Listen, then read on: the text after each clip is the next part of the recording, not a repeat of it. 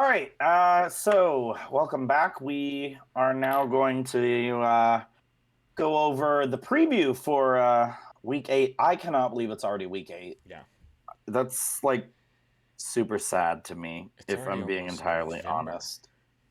Yeah, I know. It's I get married in like 3 weeks or Yeah. 2 weeks. Yeah. It's pretty weird. But I think we can just probably go ahead and get started on this. I think there's like quite a few. There's like not a lot of ranked unranked matchups. Actually, I don't think there's a single one this week. No. But there are some games that like intrigue me. Chronologically, Do there's a you? game Wednesday night that really intrigues me. Yeah. Let's hop into that one. I'm actually pretty excited to talk about that one. So number 14 now, Coastal Carolina has finally broken through that number 16 ranking that they've been holding for several weeks now. And they're up to number 14. They're going on the road to play Appalachian State on Wednesday night. I feel like Sunbelt's trying to sneak in and kind of take Maction away from the MAC because they're starting these early week games like a couple weeks sooner. Yeah. But we got that's a great matchup. Appalachian State got beat up pretty badly by Louisiana last week, but they're still a good team. Coastal Carolina is really, really good. They're really fun to watch, so I highly recommend watching that game. Yeah, I definitely think you should watch that game. I like me personally. I think Coastal Carolina is the better team here. I think they're more situated to win this game. I haven't paid a lot of attention to App State because, and the real reason I haven't paid attention to them is because their one win or one loss that they had before Louisiana was against Miami, and that looked like a good loss until Miami just like the wheels fell off the bus. Yeah. And it's like, okay, that's not really as impressive as it was because it was a close game. Coastal Carolina, on the other side of it, also does absolutely have the easiest schedule in the FBS. There are about 20 FCS teams that have played a tougher schedule than Coastal Carolina to this point. That's funny. So like that tells you just I think it was like up to this point they're ranked like 156th or something like that in ranking of schedules. It's bad. Yeah. How bad their schedule is. But I mean they're winning by a lot. So it's like, okay, yeah, they're winning by a lot, but like a lot of teams would win by a lot if they had that schedule. Yeah, you know? fair so enough. I don't know. I think that's also probably why you haven't seen them creep up past that 16 point. And I don't think that unless something crazy happens, I don't think we're going to see them in the top 10 this year. Oh, yeah, there's no chance I see them in the top 10 this year. So, but they're still really fun to watch. Check out their on Twitter. They put out after they win, which is all they do right now. They have some fun post game celebrations in the locker room. Their content team is brilliant. Brilliant. Truthfully, like top notch. Better than some of the like big programs that probably have budgets like 6-7 times the size. Like their content machine is fantastic. Oh yeah, I agree with that wholeheartedly. All right, moving into Saturday. There wasn't really anything on Friday night, if I remember correctly, that was intriguing whatsoever, unless you had something. Let me look here, see if I got anything in my notes. I do think UCF Memphis is an interesting matchup. Like it's kind of inconsequential, like moving forward for the American. Normally this would be like an extremely awesome matchup. Yeah. Like Memphis and UCF Last year, have kind of been the flagship. Yeah. I mean, this was a rematch of the 2017 conference championship game. 2018 and 2017 conference championship game. So I mean, I don't know.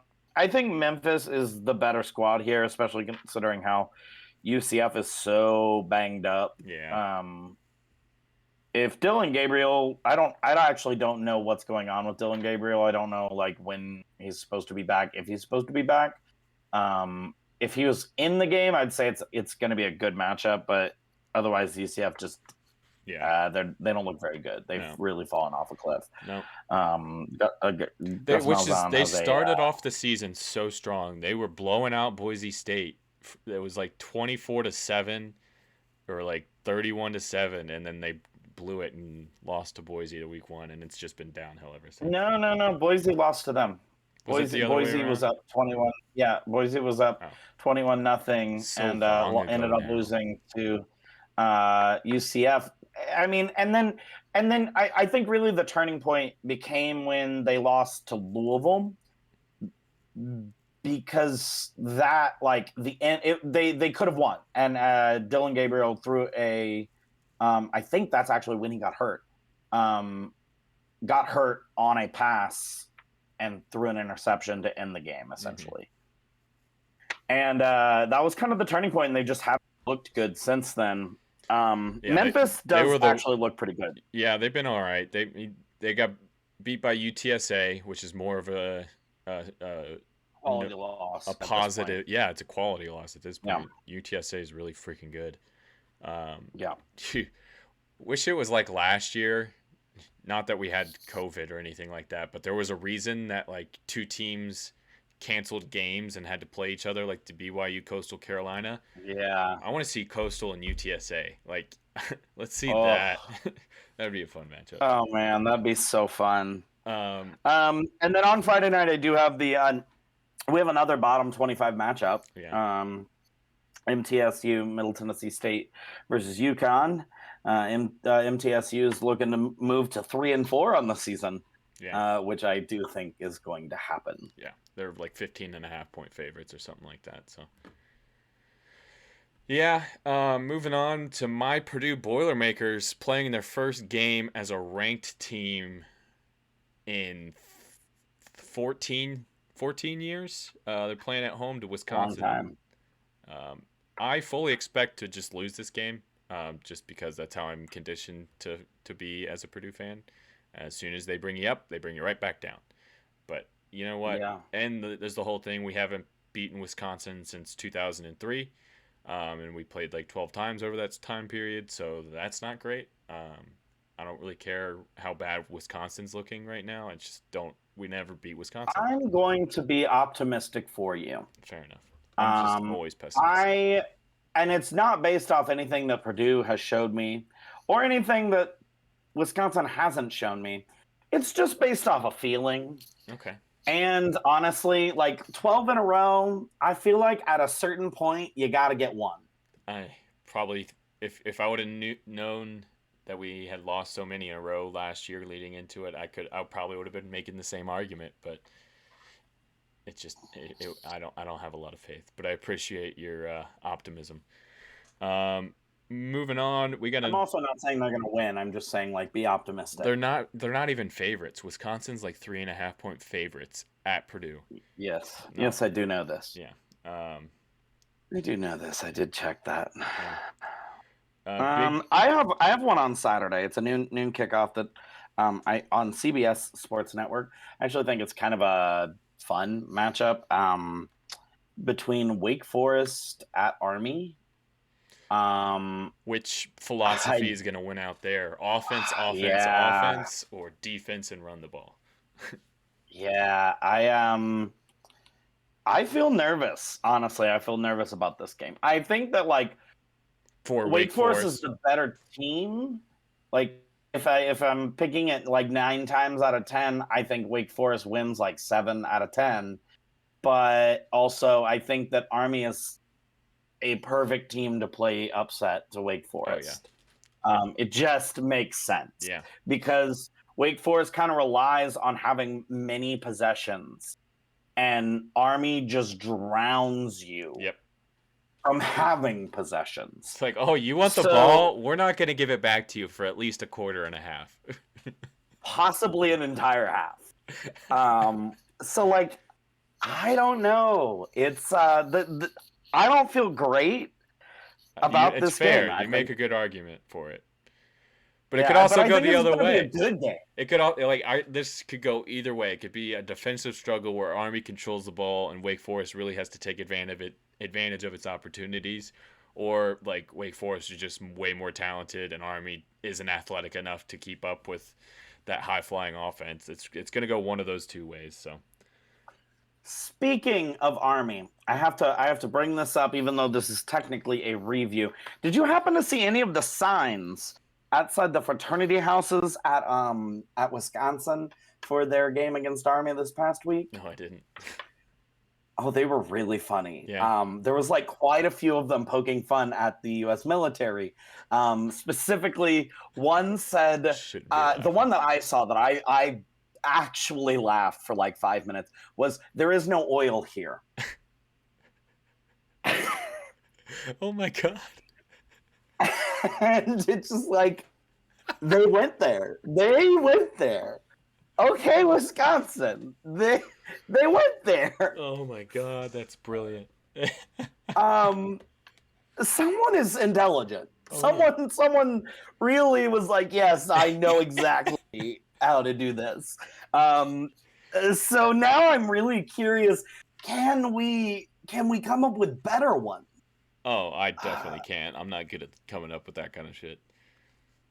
I'm not either. Like, but I want to see it. So like, I'm gonna keep thinking on it. Yeah. And like every week, I talk about Army every week for some reason. Yeah. We were on them for a while to start the season betting, I feel like. But Yeah, we were. And like, also, honestly, like, Army they build a schedule that's like entirely winnable, but is also tough. So like, that's something that I've always found interesting about Army is how they build their schedule, and it just makes for quality content. They don't play games that they can't like, they could win almost every single game that they play. yeah. It's like they don't play anybody too good, so it's like, all right, we're going to get blown out. They're going to be in pretty much every game, especially with the way they play. They're going to be in pretty much every game. Yeah. I think that's one of the more exciting things about that team. All right. I have who else you got? I have 5 more I want to get through. There's a couple big Pac-12 matchups this weekend. Number 10 Oregon is playing at UCLA. That's 3:30 on ABC. That'll be a pretty good game. North v South. It could be a potential preview of the Pac-12 championship game.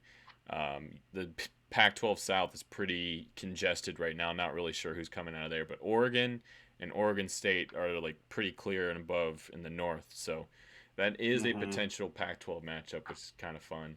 And Oregon, Chip Kelly, obviously. That storyline they played before, but I don't know, it's just kind of cool. Right. No, that is a fun storyline for sure. I have a couple that I'm just like looking at this. BYU versus Washington State.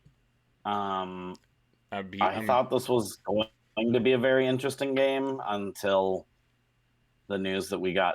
I guess, was it today slash last night? This will probably go up Wednesday, so it'll come out Sunday, right?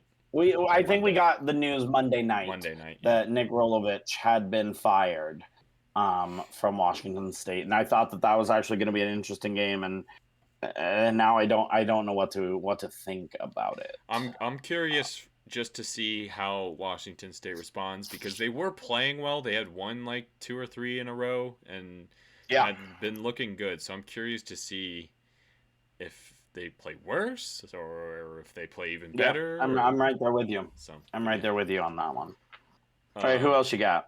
Since we're talking Pac-12, finish it off with the last Pac-12. I guess technically USC's involved. There's the USC-Notre Dame game. That's always fun. I forgot about that game. That takes me back to my childhood. Both of these teams aren't very good right now. Notre Dame's ranked number 13. But I just don't think Notre Dame's a good football team this year. I mean, they're 6-1. I don't like it. I think they beat USC pretty easily. Oh yeah, but there's from like I said, this takes me back to my childhood. I remember I've said it before.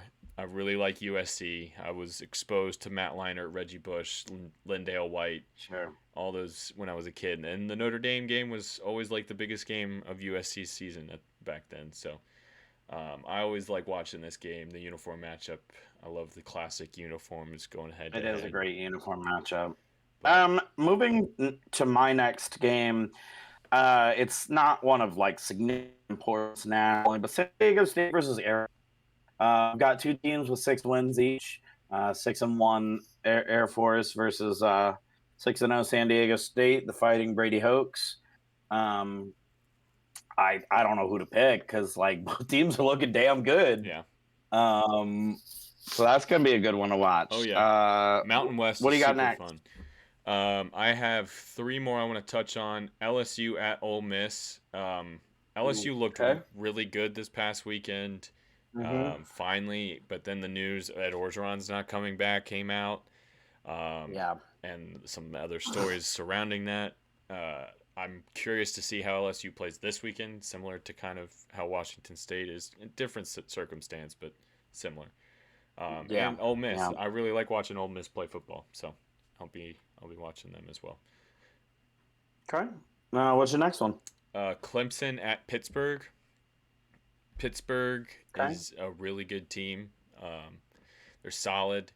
Clemson, I hate Clemson. Not a really good team. See, here's where I push back on that. I keep harping on how good their defense is. And damn it, they're still winning games. They keep winning. It's never pretty, but their defense is like 4th in scoring. Offense is, I can't even make a positive argument for the offense, but So what you're saying is we're looking to see a game with a really good defense and a team that apparently has a good offense. I think I'm still not sold on Pitt just because of the fact that they lost to Western Michigan. Yeah. Western Michigan does look like a decent team, but like, okay. Yeah.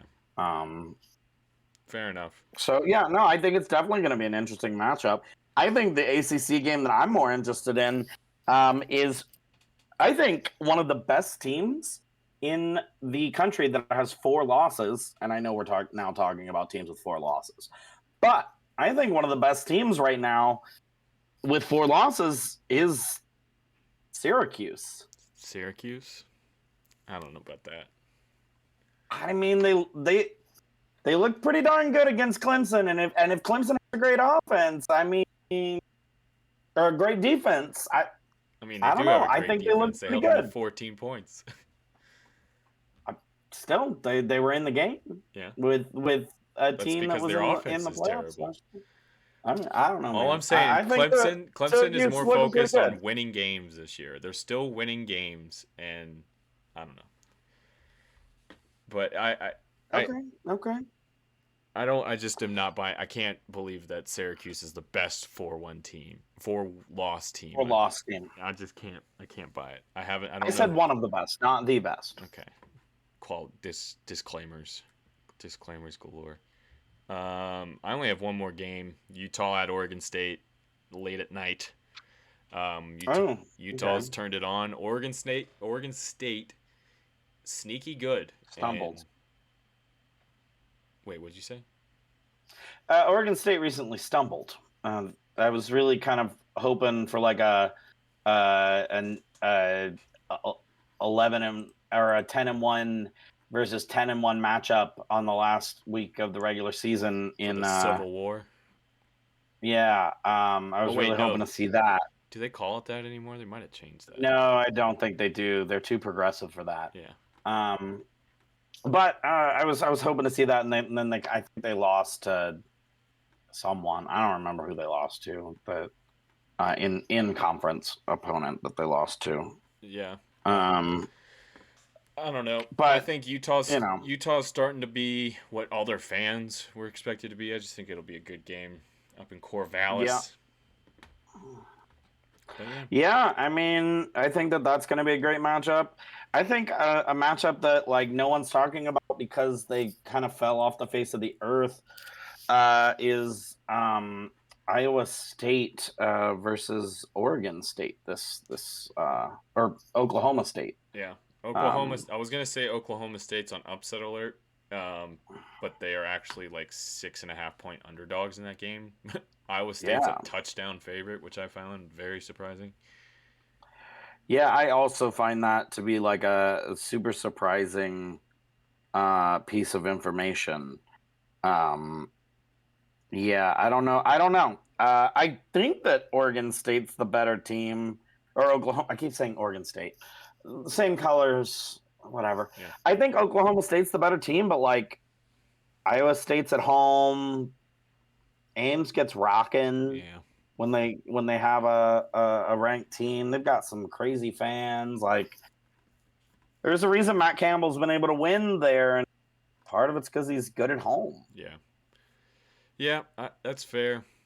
I don't know if I'll. Well, actually, this game is featured in my picks for this week in our best bets. So go check out that video to find out which side I'm on. But I am intrigued by one side or the other. So I will be watching that game. Okay. Well, I think that kind of wraps up our preview for the week. Yeah. We're gonna have a ton of other content out this week. We're gonna be talking early coaching carousel. We're gonna be talking conference realignment. We've got our bets. We've got our preview that we put out before this. So please give us a watch, like, follow, listen on any of our other content too. If you like this. Bye. Bye.